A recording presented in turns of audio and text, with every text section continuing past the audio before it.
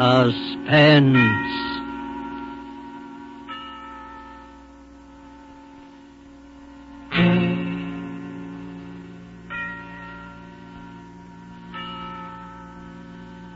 This is the Man in Black, here again to introduce Columbia's program, Suspense. Our star tonight is Mr. Sidney Greenstreet, one of Hollywood's most sensational newcomers in a number of years. The famed fat man who lent his suspenseful talents to the Maltese Falcon and across the Pacific. Mr. Greenstreet is with us to create on the air John Dixon Carr's celebrated detective, Dr. Gideon Fell. The story called The Hangman Won't Wait is tonight's tale of suspense. If you have been with us on these Tuesday nights, you will know that suspense is compounded of mystery and suspicion and dangerous adventure. In this series are tales calculated to intrigue you, to stir your nerves, to offer you a precarious situation and then withhold the solution until the last possible moment. And so it is with The Hangman Won't Wait and Mr. Greenstreet's performance. We again hope to keep you in suspense.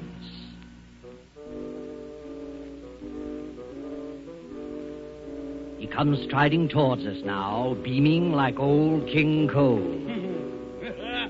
You can probably hear him chuckle. If he wheezes a little, that's due to weighing more than 300 pounds. Slander, sir. Gross slander. You notice the 3 chins in the bandit's mustache and the eyeglasses on the black ribbon. He removes his hat with old-school courtesy. Don't try to bow, Doctor. He is Gideon Fell, Doctor of Philosophy and expert in crime, if he tells us something about the Barton case. Sir, I've only one remark to make about the Barton case. Everybody was wrong. I'm afraid we don't quite follow that. The judge was wrong. The jury were wrong. The prosecution was wrong. The defense was wrong. But, Dr. Fell, you can't have a murder case in which everybody is wrong. In my cases, sir, you can have practically anything. Oh, yes, that's true enough, but... I want you to imagine yourself in the position of that girl, Helen Barton. Well? Imagine yourself waking up suddenly in the middle of the night. You're terrified. You don't know why. The room is cold and nearly dark.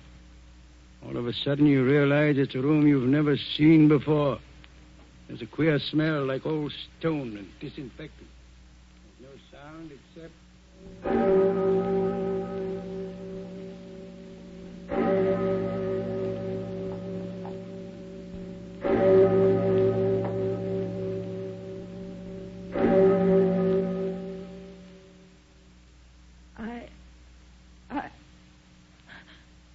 What is it?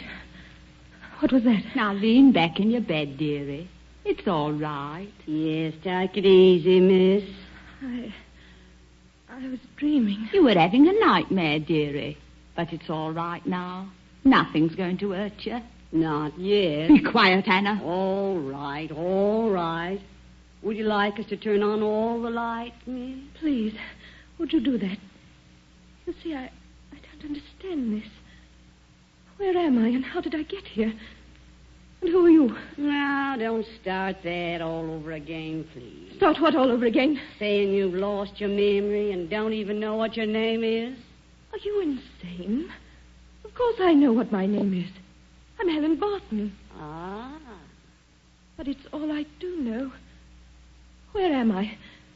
Why on earth is it so cold? Well, that's not unusual, you know, for England in the middle of December. Did you say December? That's right, dearie. 18th of December. You're fooling me. You're playing a trick on me. My head feels queer and I want to start crying, but I won't. It's not December, it's the end of August. I was going up to see Philip. Oh, that's it. I was going up to see Philip. Philip? Philip Gale, the man I'm going to marry. Be quiet, Anna. And don't turn on these lights yet. She's having us on. Anna, this child's shaking all over. And so help me, she don't know where she is. Listen, dearie. I'm going to sit down on the bed beside you.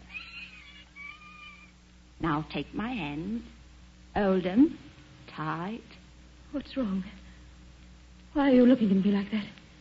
This is Maidhurst Prison, miss. Steady, dearie. I'm still dreaming. I must be. You can't mean I'm in prison. Now look, dearie. I'm afraid it's worse than that. Worse than that? Look over there. You see where there's a little bit of fire in the grate? Well, And paper on the wall, and pictures, and a carpet on the floor. Oh, why don't you come out straight and tell her? They're going to hang you in the morning, miss. This is the condemned cell.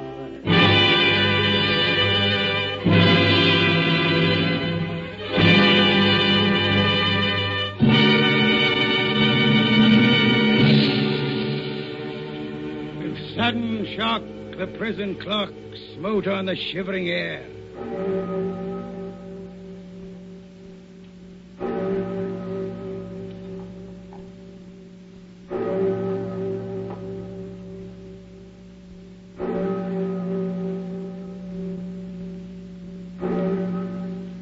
But I won't quote that any further. I have too vivid a memory of sitting up that night with Colonel Andrews, the governor of the prison. Over here, you'd call him the warden. There was a little office with a lamp shade tilted so that I could see his face. And he said, I hate executions, loathe them. Can't even sleep the night before. If you hadn't offered to come here and save my life... "This is a strange place, sir, to talk of saving lives." No, it's no good being sentimental about the thing. That's the law. I didn't make it. But I gather you're not exactly happy about this case. I'm not. That's a fact. Mind you, there's no doubt whatever about the girl's guilt. I'm gratified to hear it. But if only she'd confess. Most of them do, you know. They confessed to you? To me or to the hangman. Not often to the chaplain, because they think he'll threaten them with the hereafter. But when Kirkwood goes in with the strap to bind their arm, he says to him, I don't like to think I'm doing something that would be on my conscience. So if you'd care to tell me... Quite a sensitive fellow you are, Hagman. And look here, I'm serious. So am I. Sometimes I wish I had any job in the world but mine. If only the girl would confess. If she'd just stop this nonsense about not remembering. Not remembering what? Not remembering how... Well, not remembering how she shot Philip Gale. Not remembering anything, even her own name. Total amnesia, covering a crime. Sir, you frighten me. You mean to say that a woman suffering from loss of memory can be tried and sentenced to death? No. Not if she really has lost her memory. Well, then... But this defense was a fake. You're quite sure of that? Naturally. The judge would never have allowed it to come to trial if he hadn't been convinced that she was shamming. Even then, she might have got off with a life sentence or even with manslaughter if it hadn't been for the nature of the crime. She didn't cut anybody up, I hope. No, but it was almost as bad. She shot a man who had raised his hands and begged for mercy. That completely damned her in the eyes of the jury. And yet, you have doubts. I tell you, I haven't any doubts. And in any case, it's none of my business. How has she acted since she's been here? Oh, a model prisoner. But I wish she'd stop this business of seeming to be in a daze. It's getting on my nerves. I rather think the prison itself would get on my nerves. I looked into your execution shed once, and I don't want to look again. Oh, you get used to it after a while. Helen Barton won't. Tell me about her. Nice girl, too. I knew her grandfather. Live near here? Yes. Born and bred in Maidhurst. She got mixed up with a thoroughgoing swine named Philip Gale. Crazy about him. Wouldn't hear a word against him. Then he threw her over for a woman with money. I see. He had a bungalow on White Rose Hill. She went up there one Sunday afternoon. Alone? Yes. Herbert Gale, Philip's brother, heard them screaming at each other. He ran in to see what was wrong. Philip was trying to chase the girl out. She grabbed a .32 revolver out of the table drawer and told Philip to put up his hands. That scared him, and he did put up his hands. Then she shot him dead.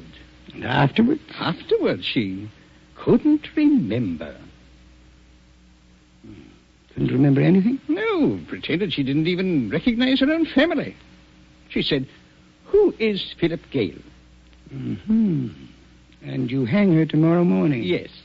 Without ever hearing her side of the case? Well, confound it, man, there's no doubt about the evidence. Are you sure? She killed Philip Gale. Gale's brother Herbert saw her do it. This hypocrisy about not remembering. Emotional shock could do just that, you know. Oh, she wasn't so emotionally shocked that it disturbed her aim. She drilled him clean through the heart at 15 feet. The bullet entered in a dead straight line through coat, waistcoat, shirt, and heart. You could have run a pencil through the holes. Now, don't sit there puffing out your cheeks and waving a cigar at me. I'm only... Tell me, Colonel Andrews, aren't you talking to convince yourself? No. Suppose that girl is telling the truth. Suppose she has lost her memory. Yeah. All right. You don't believe that. Suppose it. And suppose in some black hour just before the hangman comes that a memory returns. Don't talk rubbish. But I've lived long enough to know that mental suffering is the cruelest form of suffering on this earth. Imagine yourself in that position. Come out of a daze into what you thought was a safe and pleasant world. You don't know where you are. You don't know what's happened. You only know that when the clock strikes 8, they're going to take you out and...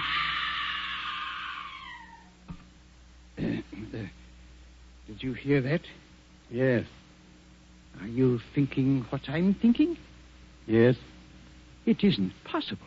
Very much fear it is. Sometimes, you know, we have to use drugs. Drugs? Yes. When we take them to the execution shed. It's only a short distance, and we try to get it over in a matter of seconds, but sometimes they can't walk. Yes? What is it? Beg pardon, sir, but I thought I'd better get you, or the doctor, or the chaplain, or both. Oh, what's the matter with you men? You're as white as a ghost. Can't help that, sir. I've been a warder at this place for a matter of 15 years, but I never knew anything like this. It's the upstairs room, I suppose, Miss Barton? Yes, sir. Hysterical? Yes, sir.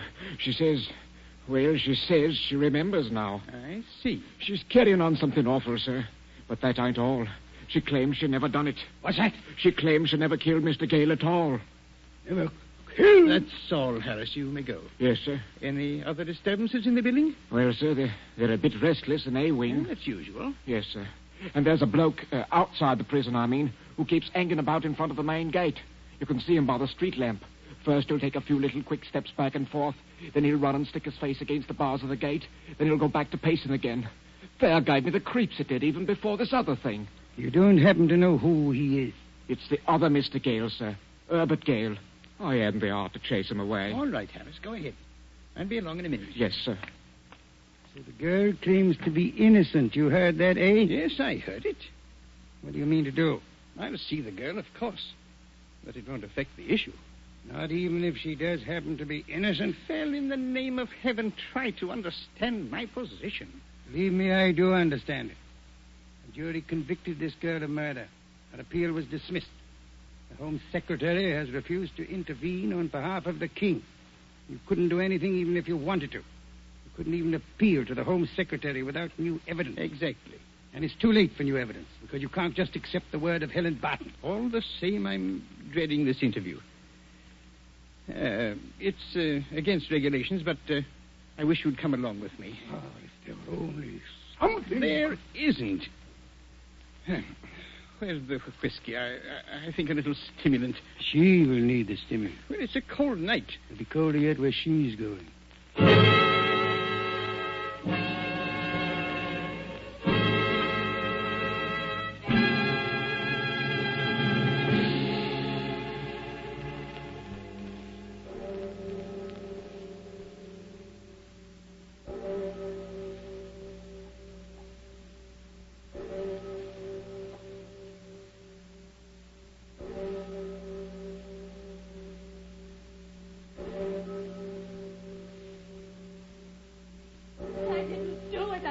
I didn't do it. Steady, miss. It's all right, dearie.